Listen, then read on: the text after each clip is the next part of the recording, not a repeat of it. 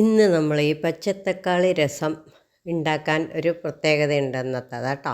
So നമുക്ക് അത് കഥയിലേക്ക് വരാം. അതിനു മുമ്പ് നമ്മളൊരു പാനിൽ കടുക് വറുത്തു, കടുക്, കറിവേപ്പില, കപ്പൽമുളക് എല്ലാം ഇട്ടു. അതിലേക്ക് പച്ചത്തക്കാളി, മേലെ ബ്രൂണോ ചുവന്ന തക്കാളി തിന്നുകൊണ്ടിരിക്കണം. അതിൻ്റെ സ്റ്റോറി എങ്ങനെയാണെന്ന് വെച്ച് കഴിഞ്ഞാൽ, അതിൻ്റെ ഇടയിൽ കൂടെ നമ്മൾ കുരുമുളക് മിക്സിയിൽ ഇട്ടിട്ടുണ്ട്, ഒരു സ്പൂൺ ജീരകം, അതിലേക്ക് ഒരു തക്കാളി കൂടി ഇട്ടിട്ടുണ്ട്. പിന്നെ നമ്മൾ അതിലേക്ക് കുറച്ച് മല്ലിയില കൂടി ഇട്ട് കൊടുത്ത് ഒരു പേസ്റ്റാക്കി വെക്കുന്നുണ്ട് കേട്ടോ. അപ്പോഴേക്കും ഇതൊക്കെ വഴന്ന് കഴിഞ്ഞു. വഴന്ന ശേഷം അതിലേക്ക് പുളിവെള്ളം കൂടി ഒഴിച്ചു കൊടുക്കുന്നുണ്ട് കേട്ടോ. അപ്പോൾ ഈ ബ്രൂണോ എന്ത് ചെയ്യുമെന്ന് വെച്ചാൽ, ചെടിയിൽ തക്കാളി ആയി കഴിയുമ്പോൾ അതിനെ ഒന്ന് പഴുത്ത് കഴിഞ്ഞാൽ നമ്മളിതിൽ കുറച്ച് മഞ്ഞൾപ്പൊടി കൂടി ആഡ് ചെയ്ത് കൊടുക്കുന്നുണ്ട്. മുളക് പൊടി വേണമെങ്കിൽ ഇട്ടാൽ മതി, എന്ന് വെച്ചാൽ കുരുമുളക് ഒരുപാട് ഇട്ടത് കൊണ്ട് കേട്ടോ. അത് നല്ലോണം ഒന്ന് തിളച്ച് വരട്ടെ. തിളച്ച് വരുമ്പോൾ നമ്മൾ ഈ അരച്ച പേസ്റ്റും കൂടി അതിലേക്ക് ആഡ് ചെയ്ത് കൊടുക്കുക കേട്ടോ.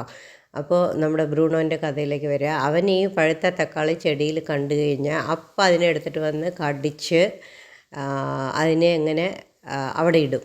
തിന്നുവോ അതുമില്ല എന്നാൽ എല്ലാം ചെടിയിൽ ഒരു തക്കാളി പഴുക്കാൻ സമ്മതിക്കുന്നില്ല കേട്ടോ. നമ്മളിതാ മല്ലിയില കൂടി വിതറി കൊടുക്കുകയാണ്.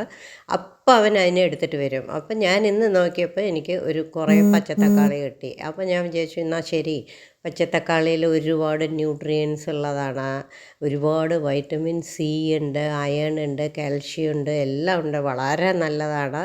സോ ഈ തക്കാളി രസം എല്ലാവരും ട്രൈ ചെയ്യൂ. Happy cooking.